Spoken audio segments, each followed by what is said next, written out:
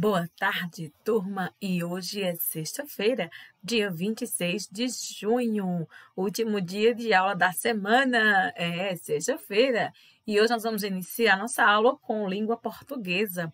Aí na página 24, o livro de vocês, com a seção Regionalize-se. Na última aula de português, nós vimos sobre os poemas visuais, que geralmente traz uma palavra e que essa palavra ela vai sendo desdobrada e transformada em desenho, não é? O texto forma uma imagem, por isso poema visual. E ela vamos ver quem é o autor desses textos, certo? Um dos poemas visuais que você leu, a hora da leitura, é de autoria de Paulo Leminski. Ele é um grande escritor brasileiro que nasce na região sul do país. Nós vimos, né, em geografia a divisão dos continentes e o Brasil na América do Sul, e nós vimos que a região sul do Brasil é como se fosse outro país, com um clima bem diferente do restante do país. Então vamos ver um pouquinho sobre ele, Paulo Leminski, que nasceu em 1944 em Curitiba, no estado do Paraná. Situado na região sul do Brasil, ele é filho de pai polonês e mãe afrodescendente. Viveu em Curitiba com seus 12 anos de idade, né, até 12 anos de idade, e mudou para São Paulo. Lá em São Paulo, ele foi matriculado em escola religiosa, certo? O Mosteiro de São Bento, onde ele estudou diversas disciplinas que eram propostas pelas escolas laicas. Lembrando que o Brasil é um país laico, tá, gente? E ele, porém, não prosseguiu na vida religiosa, mas começou a participar do mundo das artes. Olha aqui o trecho da região sul, Paraná, Santa Catarina e Rio Grande do Sul.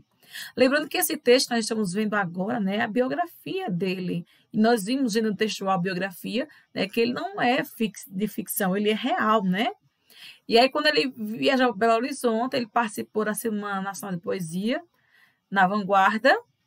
Fez amizade com quem? Com Augusto Campos, Décio Pignatari e Haroldo Campos. E aí, desses novos amigos poetas, ele começou a publicar seus primeiros poemas numa revista chamada Invenção. Então, desse ponto em diante, ele não parou mais. Professor de História, atuou em agências de publicidade, escreveu para revistas, livros, diversos textos, né, em gêneros diferentes, né, diversos gêneros discursivos, como poemas, letras, canções, narrativas, biografias, etc. Então, ele escreveu diversos, né, textos, diferentes gêneros textuais. Se interessou também pela cultura japonesa, estudou muito sobre ela, fez judô, e toda essa experiência influenciou nas suas obras. Um grande poeta, casado com outra importante poeta brasileira, Alice Ruiz, onde teve um filho e 3 filhas. Leminski faleceu jovem, em 1989, com 44 anos, devido a um problema de saúde, mas mesmo assim ele deixou uma obra muito importante para o Brasil. Ainda nos dias de hoje, né, ele é referência na nossa literatura, uma grande fonte de inspiração para muitos artistas. Os paranaenses costumam demonstrar-se bastante orgulhosos pelo fato de que Leminski ter suas raízes ali no sul do Brasil. Então, temos aqui um poema dele, certo? Vamos ler um poema desse autor, mas este não é um poema visual, como os outros que a gente viu na aula anterior, né, gente? O título do poema é Razão de Ser. Aqui você vê a imagem dele, certo? Paulo Leminski. E diz assim: escrevo. E pronto. Escrevo porque preciso. Preciso porque estou tonto. Ninguém tem nada com isso. Escrevo porque amanhece. E as estrelas no céu lembram letras no papel. Quando o poema me anoitece. A aranha tece teias. O peixe beija e morde o que vê. Eu escrevo apenas. Tem que ter porquê? Veja. Que poema lindo, não é? Um poema questionando ou refletindo. Escrevo e pronto. Porque preciso. Né?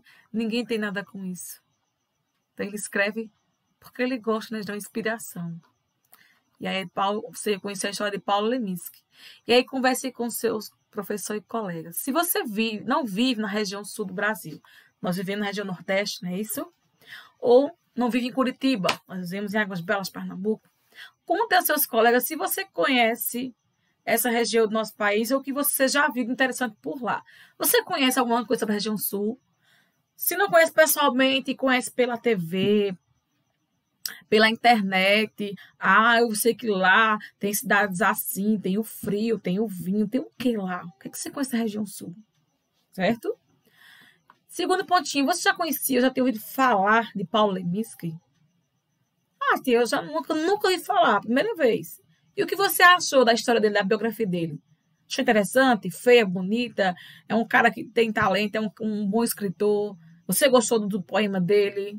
Né? Sobre o que Leminski fala no poema Razão de Ser, ele fala de quê? Né? Lê o poema novamente e pense um pouquinho, tá certo? E aí divide-se uma tirinha, mais uma vez, de Armandinho. E aí Armandinho fala, ela tem os olhos mais lindos que já vi. Aí a mulher pergunta, qual a cor deles? Nem sei, mas enxerga o mundo de uma forma maravilhosa. Converse com seus colegas e professor. O que faz com que nos aproximemos de uma pessoa? O que é que nos aproxima? É o jeito que essa pessoa é? Ou o que ela tem? É? A gente tem, no mundo de hoje, a gente tem que pensar como eu olho o outro, me aproximo dele pelo jeito dele ser, o que é que te atrai no outro? Ah, não, eu gosto dele porque ele tem roupa de marca, sapato de marca, porque ele tem dinheiro. Ou será porque ele é uma boa pessoa, legal comigo?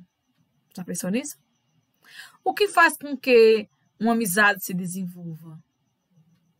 É? Bons sentimentos? Que sentimentos são esses?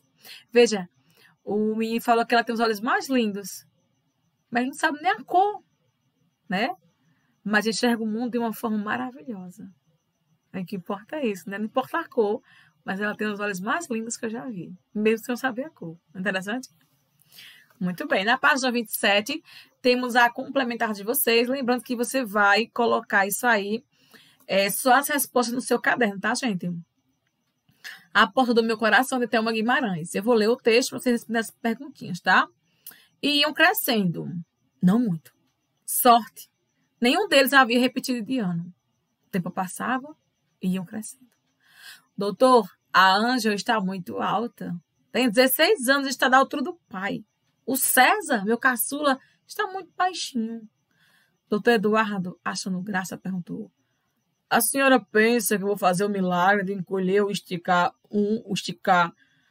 escolher encolher um e esticar o outro? O César não pratica esportes? Isso sim é bom para crescer. Praticavam sim. Para falar a verdade, não saíam do clube que ficava bem pertinho da casa. César acabou crescendo sozinho, sem precisar de remédios. A turminha da rua Emília de Paiva Meira e da Antônio Lapa era a mesma no colégio. Em suas conversas, surgia sempre a mesma pergunta. O que você vai ser quando crescer? Mais crescidos já iam se definindo por esta ou aquela profissão. É um texto de Thelma Guimarães, A Porta do Meu Coração. Né? Iam crescendo e muito. E você? Está aí, 9 para 10 anos, pré-adolescente, está crescendo, mudando, crescendo, mas não muito, né? Mas está mudando, não é verdade? Bom, e aqui temos algumas perguntinhas sobre esse pequeno texto, certo? A situação inicial do capítulo, iam crescendo, quais os problemas que a mãe contou ao médico, qual a reação do médico ao ouvir o relato da mãe. Circula no trecho o que comprova a única sugestão do médico para estimular o crescimento. 5 palavras que contêm dígrafos que não se separam na divisão silábica. 5 dígrafos que se separam. Transcrever do texto 5 palavras que tenham dígrafos que se separam na divisão silábica e circular o dígrafo. No 7º, você vai ler a frase, né, e vai dizer qual a função da vírgula nessa frase. É separar? É enumerar? É uma sequência de fatos? Tem lá a função da vírgula, né, gente? E aí nós temos aí a fala do doutor e qual é o substantivo abstrato. Lembrando que substantivo abstrato é aquele que não existe. Ele precisa de alguém para existir, tá? No 9 tem um poema visual de Rubens, certo? E aí tem assim, ó, errar é humano. Você vai elaborar um parágrafo explicando como você interpretou esse poema. certo? 10º, conhecer o problema visual de Constança Lucas, gentileza, uso contínuo. Você vai elaborar um parágrafo contando o que você entende sobre esse, esse poema faz você pensar, gentileza, uso contínuo, por quê? E aqui, para encerrar, não vamos lembrar, você tem algumas frases e você vai explicar aí qual é o uso da vírgula, certo? Você vai colocar a vírgula de acordo com as regras estudadas. Tem 2 frases estão sem vírgula, você vai colocar onde precisa. No 2, você vai completar o esquema sobre dígrafos. Pode ficar em sílabas, o quê? Juntas, separadas, ou pode ficar na mesma sílaba. Nós temos 2 tipos de dígrafo, certo? Aqui são os dígrafos que ficam na mesma sílaba, você vai completar. Aliás, pode ficar em sílabas separadas, podem ficar na mesma sílaba desse lado, certo? E aqui mais uma tirinha de Armandinho. Às vezes eu tenho vergonha do meu tênis. E aí o pai diz, na minha escola, filho? Na escola, filho? Não, na rua. Quando vejo crianças descalças. Veja só, não é? Ele tem vergonha quando vê crianças descalças na rua. Todas as palavras circulares são substantivos. Qual deles é um substantivo abstrato? E por quê? Você tem aqui, ó, circulado vergonha, tênis, escola, filho, rua, crianças. Dessas 6 palavrinhas circuladas, tem uma que é abstrato. Qual é eles e por quê? Certo? Vamos responder?